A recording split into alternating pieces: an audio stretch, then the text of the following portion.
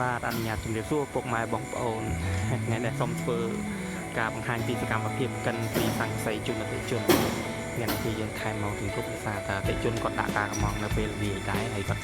សូមឲ្យគាត់គឺគាត់ព្រឹកដោយសារតែជាគាត់ត្រូវចូលធ្វើពីព្រឹកដែរអញ្ចឹងក៏យើងខែមកកិនជួយគាត់សម្រាប់កិននៅក្នុងថ្ងៃនេះគឺអតិជនគាត់ពេញចិត្តលើសង្កសីអាយសាយផាមពណ៌100ហើយក៏ជានំពណ៌សព្រិលប្រភេទទី7សម្រាប់4ស៊ីកន្លះយើងចាប់ផ្ដើមកិនជូនគាត់ហើយចឹង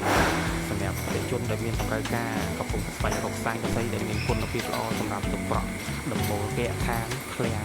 អាគារពាណិជ្ជកម្មហើយចង់បានសង្កសីគុណភាពល្អអាចទំនាក់ទំនងមកខាងដេប៉ូយើងខ្ញុំបានមានគ្រប់គ្រងលើផលិតផលឯស្អាយមានសង្កសីអាយសាយអិនតនូសង្កសីអាយសាយផាមពណ៌ហានិងសង្កសីអាយសាយផាមពណ៌100បច្ចេកវិទ្យាពីនោះចឹងយើងមានកាន់ផ្ទាល់នៅកន្លែងមានប្រភេទសង្កសីភ្លី